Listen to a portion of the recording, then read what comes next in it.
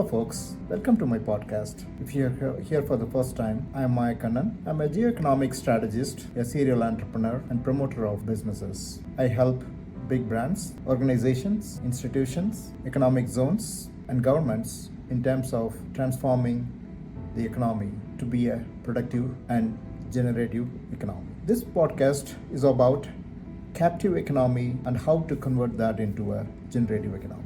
In the past few decades, we have witnessed the society has transformed.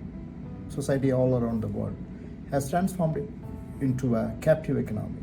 Basically, it has become captive in the hands of a few players, usually powerful, politically powerful, big organizations, political interest groups supported by or enabled by government in terms of policies, adjustments, bending the law, etc., etc.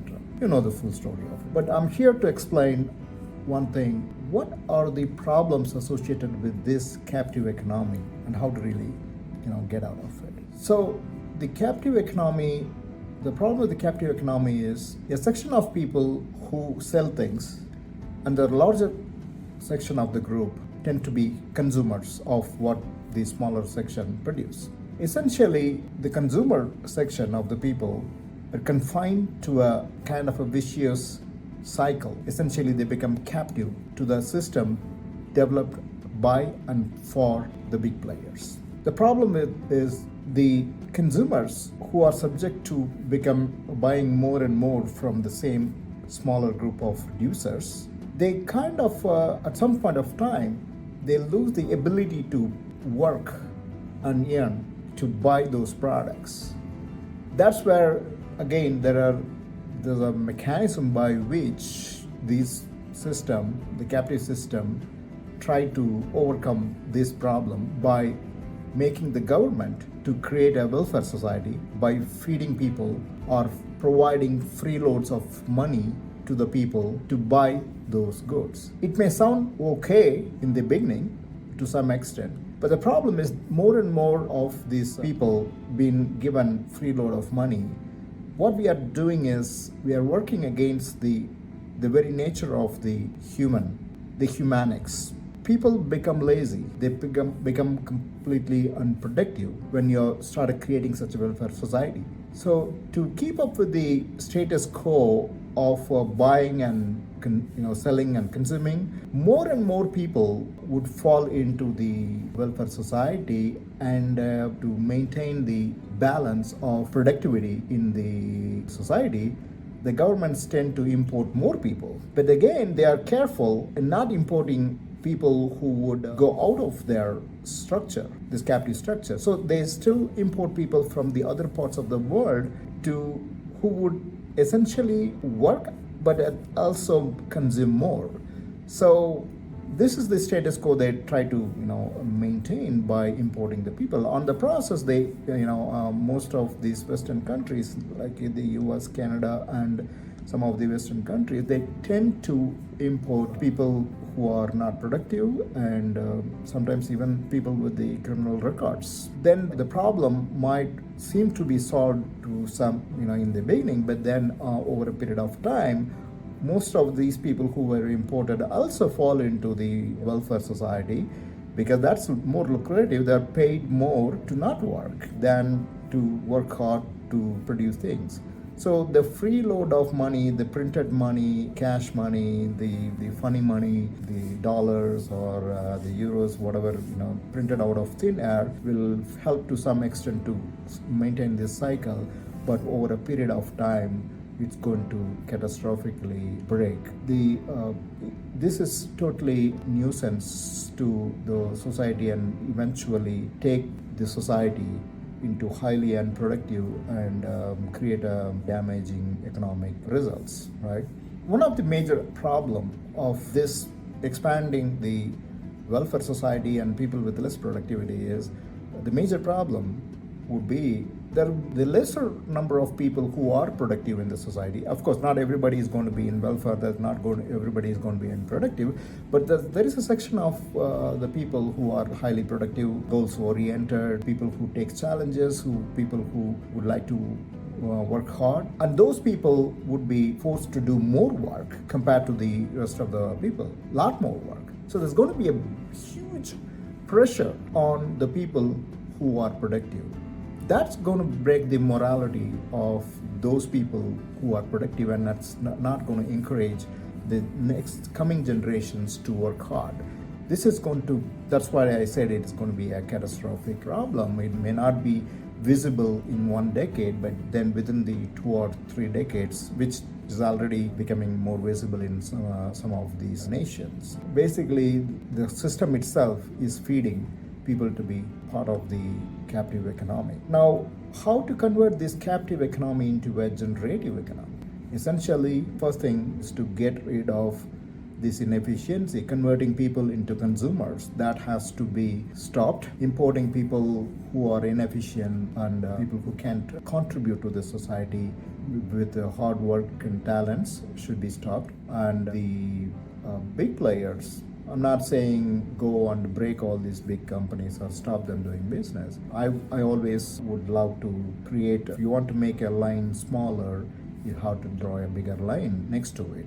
That's what I strongly believe in. So in order to make the people, you can't really stop people, because some of these political ecosystem, power and political ecosystem is deeply rooted. It's not possible to break that cycle. If people are on the top, they're not going to willingly give up things. That is evident in some of these countries where there's a huge wealth divide. 5% of the people control 90% of the wealth of the nation. Some of these family-owned businesses that runs for over a century, you're not going to go and dismantle them, which is going to be injustice as well. So this is not going to be, this problem will not be solved by itself. You're not going to ask the family fortune to, just give away the fortunes, or you're not going to ask the big businesses to dismantle themselves and all, or you don't forcefully make them go out of business. Those are all going to be very non-liberty way of doing things, which I won't endorse those things. But what we can do is introduce a lot of small businesses to come to innovate,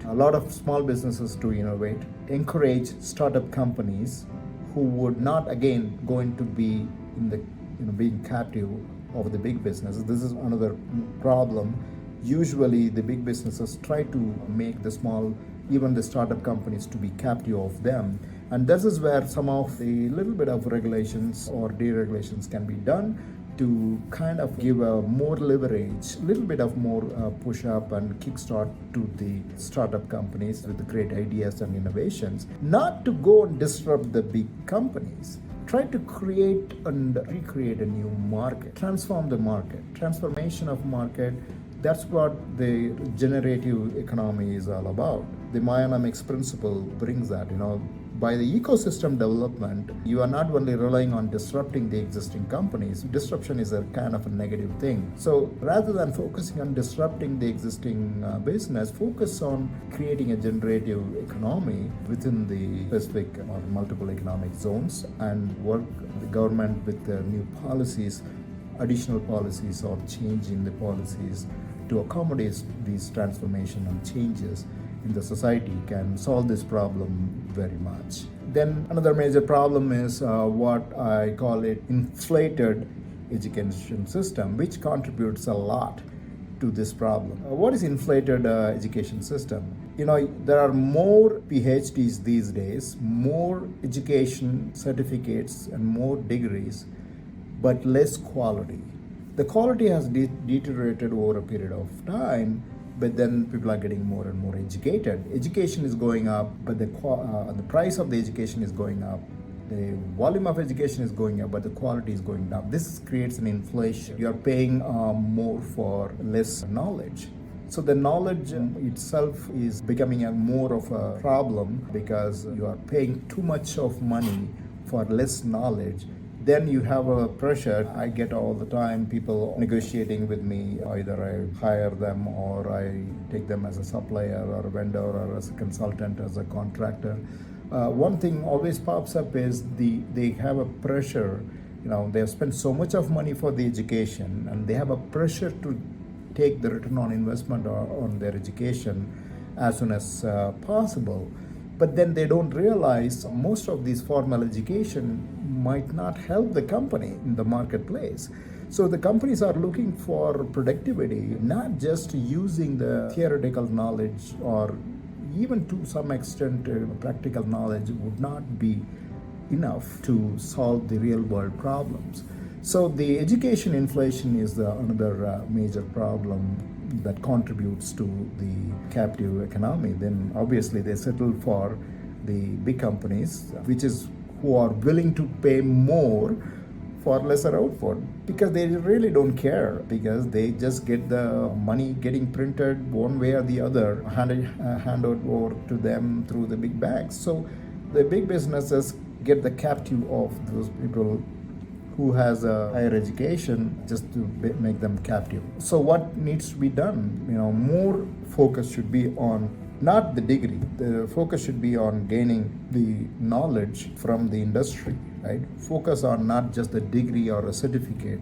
Focus on gaining experience, expertise, even doing many vocational training, but hands-on with is very specific to the industry for current and future generation, taking into account all the transformation of the jobs, has to be brought in. And that kind of an alternate educational ecosystem has to be developed, and government and the industry can collaborate to create such kind of a new generation ecosystem. The third major problem is the knowledge itself is becoming more and more consensus based knowledge.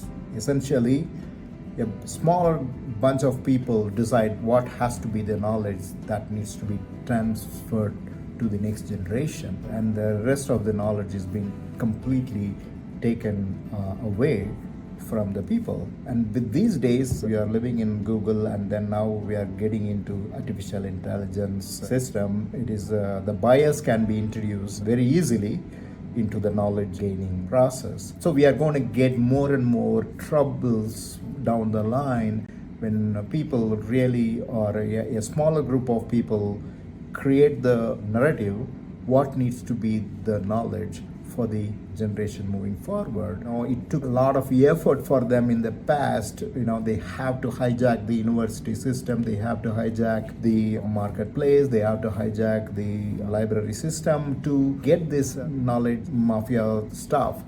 But moving forward with the artificial intelligence coming to the ecosystem, and people becoming more and more relying on these artificial intelligence system, people slowly will stop the Google search and other browser search will become more and more biased, because they are going to be powered by the AI from behind the scenes. So the knowledge is going to be more consensus-based knowledge. The bias created by a small group of people would create a consensus mechanism what needs to be the knowledge on a specific subject. So we are going to get generation of people who would simply have a completely wrong idea about some topic or some subject, which will totally become unproductive to the entire ecosystem. They will have their own opinions of things, and they've been conditioned to think in a certain way, because that's how the bias has been introduced in the system. They go to a stage where it's completely not possible to bring them back. What can we do to avoid such kind of a knowledge mafia or knowledge hijacking system? We have to be very responsible. We have to introduce more AIs with the proper deep tech system, something like Karma Capsule Network, the reinforced caps net that I invented. I'm not saying that's the only game in town, but Karma Capsule Network is one of the best frameworks out there, which will avoid the bias and put back the artificial intelligence, the guiding principles for the artificial intelligence to be bias free and to learn from the ecosystem without any pressure of people making the mass to think in certain way. Karma Capsule Network is based on the reinforced caps net, which is the scientific name for it, is based on the principle of Aristotle's nominalism. That means, there is no ideal state. Nobody can play as an ideal in this AI system developed by reinforced cap net. It will be getting their intuitions not from a group of people who can control. It will take intuitions from generations in the past, from data, not just by the trained data, but also it will go beyond the data. It will go and read the states of various, what I call capsules, the AI with the data and the functions of those data with the state of things that happened in the past at certain point of time, in a recursive way, going deeper into the network. It's a kind of a deep tech network. Such kind of AI, introducing more and more such AIs, would be the only way to solve this problem, because more bad artificial intelligence systems are going to hit the market, because the private parties, the captive economy people, are going to allow this. Right? They are going to, first time they're going to get more powerful tool to increase their captivity, because it's just easy for them to put a bias or even sometimes program. Artificial intelligence systems supposed not to be programmed by people, but then many AI claim to be AI, but they are not driven by algorithms, liberty-oriented algorithms, what I call. The algorithm should be left free for it to behave on its own based on the facts, figures coming from the data from the ecosystem. But that's not the private AIs are doing now. Many of these big players, I don't want to name them, you know the names, are trying to build such kind of a captive economic system. So all these factors has to be taken care in order for us to beat the captive economic system and take a specific economy, or even the overall the global economy, into a highly generative and productive economy. I hope you guys enjoyed this topic. I would love to discuss or even conduct a workshop on this specific topic. Write to me, maya.kannan@mayakannan.com. I'll be glad to answer your calls. Have a nice day. Thank you. Bye-bye.